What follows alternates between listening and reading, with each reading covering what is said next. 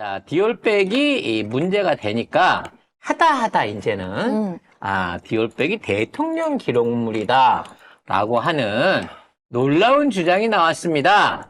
네, 대통령실이 김건희가 받은 디올백을 대통령 부부에게 접수되는 선물로 규정하고 관련 규정에 따라 보관하고 있다는 취지로 설명했습니다. 그래서 문제가 없다는 건데요. 그런데 대통령 선물에 관한 유일한 규정은 대통령 기록물법에 있습니다. 법 제2조는 대통령 직무수행과 관련하여 받은 선물로서 국가적 보존 가치가 있는 선물 및 공직자윤리법 제15조에 따른 선물을 대통령 기록물로 간주합니다. 그러니까 네가 유럽 가서 받아오고 미국 가서 받아온 개목걸이 그런 게 돈 얼마 될지 모르지만 그런 게 일단은 대통령 기록물이 되는 거고 이렇게 꼴방에서 뭘로 어디 이런 걸 갖고 오고 그러세요? 아무것도 이러지 마. 좀 더 큰 거 갖고 와. 이거는 기록물이 될 수가 없다고. 아, 네, 이번엔 300짜리로 내가 만나줬는데 다음번에는 얄짤없어? 이제 다신 그러지 마세요. 조금 더 조그만 거 갖고 오면 이제 그때는 안 만났구나. 뭐 이런 거 아니겠습니까? 아, 하도 저희한테 디올이 없다 그래가지고 우리 찌우가 디올 가져왔어요. 네, 저 집에 있더라고요. 디올 립밤.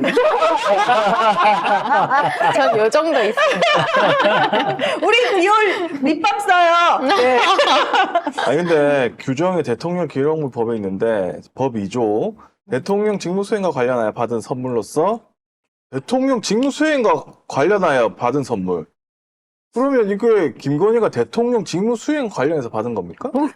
김건희가 대통령인 거고요. 네. 뭐야? 코바나 콘텐츠 사무실에서 거기 대통령실이야? 인사청탁 내지는 뭐 여러 가지로 이게 뇌물이 그 접수 순서를 기다리고 있었잖아요. 이런 것들이 다 통체인이라는 거죠. 네, 이게 해철규가 대통령 보기에는. 기록물이라고? 아이고. 이거 잘 남겨야죠. 그래야 뭐 탄핵도 해야 되고. 근데 대통령 기록, 잘 남겨야죠. 그렇죠. 대통령 훌륭합니다. 기록 규정에 보면, 네. 자, 대통령 기록물로 받은 선물은 어디다 보관해요? 주로? 기록물을 기록관에 관련해서 이관 절차들이 있어요. 네. 대통령 기록관이라고 하는 곳에 이관 그거는 절차들이 청와대 있거든요. 안에 있었나요? 기록관? 아닙니다. 기록관은 바깥에 있죠. 세종에 있다고. 네, 세종에 있죠. 그럼 거기가 김건희가 얘기한 창고는 아닐 거 아니에요? 당연히 아니죠. 네. 그런데 넘어가게 되면 국가재산 아닙니까? 당연하죠. 네. 그러니까 보존가치하고 직무관련성이라는 건데 보존가치하고 직무관련성 두 가지가 있어야 국가 기록물로서의 가치가 있다는 거 아니겠어요? 근데 지금 이게 보존가치가 디올백이 보존가치가 있다면 리미티드 에디션. 리미티드 에디션 300이 무슨 리미티드 아니. 에디션 3,000 된다 그래도 리미티드는 아니니까. 대한민국 언제 디올백 회사의 보존가치를 보존해주는 보존가치를 인정해주는 나라가 됐나요?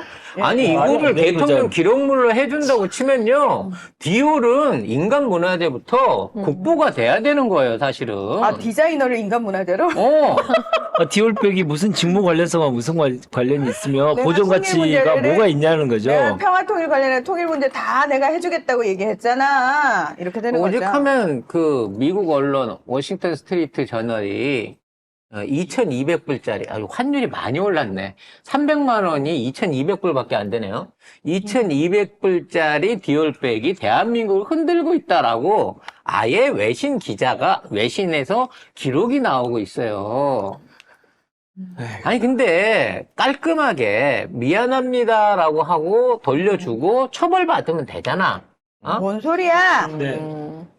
깔끔하게 해결하려면 그게 제일 깔끔한 거예요. 그게 선거에도 유리하고, 제가 무식해서요. 맨날 아무거나 주는 대로 받다 보니까 엄마한테 배워서 그런지 제가 이게 죄가 되는지 몰랐어요. 사실 이게 못 배운 죄죠. 이걸로 가는 게 이게 제일 그나마 국민들한테 맥힐 수 있는 핑계거든요. 내가 힌트를 주는 거야. 하도 처리를 못하니까.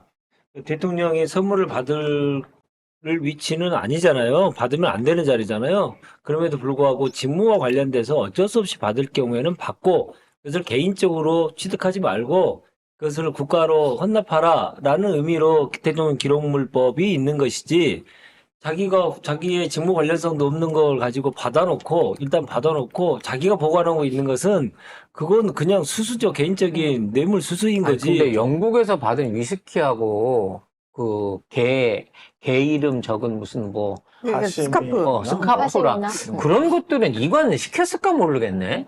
아니 공개적으로 받았기 때문에 이관 안 할 수가 없습니다. 그냥 공개- 공개했겠죠. 근데 아내가 이제 이미 워싱턴 술은 스트리트 저널이 아니고 뭐야? 어쩐지 너 이상하다. 무슨 저널이야? 월스트리트 저널. 월스트리트 저널이었어. 네, 네. 그 깜짝 놀랐네요. 아무튼 뭐 그 근처에 있는 저널이니까. 네. 아무튼 이마만큼 세계의 조롱거리가 되고 있다는 거예요. 국격이 개망해서 망가지고 있는 상황이라고. 그러면 사실 이거는 대통령실이 됐든 어떤 뭐 국가 홍보적인 차원에서 이 원칙적인 이거를 얘기를 해야 돼요, 국가가. 이 사안은 분명히 이 잘못된 거다라는 거를 인정을 하고 여기에 대한 후속 조치, 뭐 조사, 그와 관련된 뭐 처벌 같은 걸 하겠다라는 전제 원칙을 딱 깔아놓고 가야 되는 거야. 왜? 이거는 대통령이 잘못한 것도 아니고 사실 따져보면 부인이 잘못한 거잖아. 연대 책임이 있다 손 치더라도 대통령이 부정하려고만 하면 아유, 나는 몰랐죠. 아니, 마누라가 이거 받은 것까지 제가 어찌 일일이 다 알았겠습니까? 라고 하면 충분히 빠져나갈 구멍이 있는 사안이에요, 사실은. 아, 그게 근데 이미 선택권이. 대통령 선물로 규정을 해버렸잖아요, 대통령실. 그러니까. 그러면 이제 공범으로 묶어버린 거잖아. 그거야 됐죠. 이 예. 짓을 한다는 얘기는 같이 윤석열을 이게 논개처럼, 이거 논개라고 말하면 이게 좀 성스러운 논개가 뭐 하는 것 같고, 나는 혼자 못 죽어처럼, 물귀신처럼 물귀신. 같이 죽자는 거예요. 즉, 김건희만 죽이려고 하는 게 아니라, 그냥 대통령이라고 하는 이 직무 자체를 같이 엮어갖고, 대통령은 죽어도 김건희는 못 죽어. 이걸로 가고 있는 거란 말이지. 그래서 지난 대선이 우리가 대통령을 뽑은 게 아니고 김건희 여사의 변호인을 뽑은 거 아닌가라는 얘기를 하는 분이 계셨지 않습니까? 듣다 보니까 정말 맞는 얘기 같아요. 그러니까 벌 안 받으려고 대통령까지 간 거예요. 거기 가면 모든 죄를 사해줄 줄 알았나 보지? 그게 평생 가는 줄 아나? 근데 거기에 죄다 지금 법조인들이 어마어마하게 많이 있지 않습니까? 대통령실 안에도. 거기다 근데 대통령실 안에 있는 분들이 대통령 기록물법에 대한 해석을 못 했을까요? 해석을 했음에도 불구하고 그냥 계속 우기는 거잖아요. 시간만 가길 바라고. 근데 가면 갈수록 국민의 분노는 더 커지고, 그러니 여권의 전체적인 갈등으로 이어지고, 모두가 다 여권이 전체가 폭망하는 길로 지금 가고 있다. 그렇게 생각합니다. 그래서 제가 생각한 게, 제가 이제 MB파와 동훈이가 손을 잡고 건의를 노리고 있다고 했잖아요. 그 지금 이철규 대표적인 MB계의 또 하수인 아니겠습니까? 요게 변호를 하는 게 아니라 사실은 윤석열과 디올백을 엮기 위해서 일부러 이렇게 얘기를 한 게 아닌가. 한꺼번에 보내버리려고. 한꺼번에 다 쓸어버린다. 네, 그래서 이거 분명히 기록물이고 대통령이 직무와 관련돼서 받은 물건이야 라고 얘기함으로써 사실상 김건희에서 잘라낼 수 있는 뇌물죄를 윤석열까지 같이 묶어버리는 고도의 마타도 전술이 아닌가라는 의심을 해보게 돼요. 네. 그 정도 머리는 안 될 것 같고요. 될 것 같아요. 예. 어떻게 하다 보니까 이렇게 돼가지고 지금 도저히 수습하기 어려운 상황이 됐다. 이렇게 그렇지. 판단하는 게 김건희 실드 친다다 보니까 네. 윤석열까지 같이 들어간 거예요. 근데 왠지 이철규가 했다 그러니까 이철규는 원래 사실은 실드 치는 게 아니라 얘네들을 지금 썰어버려야지 자기 몫이 느는 거기 때문에 고도의 전략을 이 상황에서 발휘하면서 한동훈의 비서실장의 사퇴 발언과 함께 이 물건은 대통령 기록물이라고 하면서 윤석열이 뇌물죄를 실제적으로 범했다라고 하는 일종의 기록을 남겨버린 게 아니냐. 그래서 이걸로 해갖고 총선 전에 한동훈이 탄핵을 우리가 일으키자. 윤석열과 김건희는 처벌하고 윤석열을 탄핵하고 그거를 우리가 주도를 하자라고 하는 방식으로 차별화를 하려는 거 아닌가라는 큰 그림을 그려보게 됩니다. 그럴 가능성이 있다고 윤석열이 생각하겠죠. 네.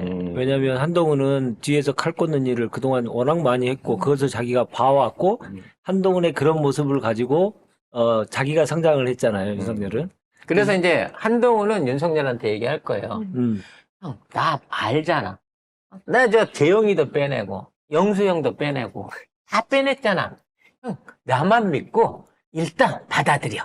인정해. 너니까 제일 못 믿겠어. 그렇지. 그렇죠. 아이씨, 그러니까 네가 제가 하는 걸 봤는데. 다 봤는데. 야, 우리 마누라도 그렇고, 너도 그렇고, 요런 식으로 동업자들 뒤통수 치고, 등에서 칼 꽂는 걸 내가 봤는데, 봤는데. 내가 네 말 믿고, 내 권력을 내려놓으라고?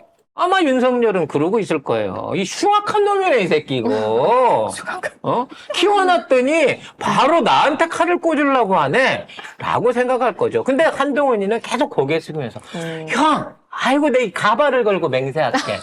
걱정하지 마. 형은 내 무조건 빼준다니까. 사람에게 가장 안 좋은 씨앗이 바로 의심이라는 씨앗이잖아요. 의심이라는 씨앗이 마음속에 상대에 대해서 심어지면 다른 의심하지 않을 상황 가지고도 그렇게 확대 해석하는 게 맞아요. 사람의 기본시입니다. 맞아요. 근데 이번에 의심이라는 씨앗이 명확하게 씨앗이 박혔어요.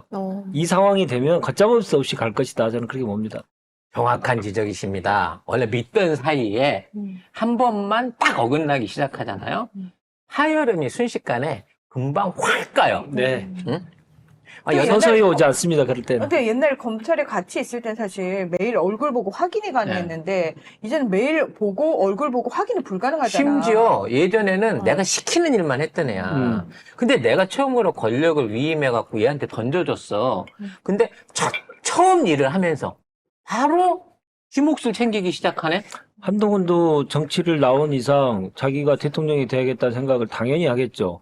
그래야 자기의 가는 길에 돌부리들이 없어져야 자기가 처벌을 면할 수 있고 그대로 쭉 갈 수 있다. 빵에 안 가려면 무조건 대통령이 돼야 된다. 이런 생각을 할 거 아니에요. 맞아요. 네. 결국 이번에 얘기한 것처럼 야, 너 그만두고 장관으로 돌아가 라고 얘기를 했는데 노 하는 순간 바로 친구, 뭐 선배라고는 하지만 그냥 나이는 비슷한 친구, 옛날 밥 사준 친구, 법무부 장관 꽂아놓고 바로 전투태세에 들어간 거죠. 아니 게다가 한동훈은 자기가 한 짓이 있잖아. 조국 장관님 멸문지화 시켰잖아요. 조민 씨 심지어 의사 면허 반납하고 스스로 반납하고 뭐 이걸 자기가 했잖아.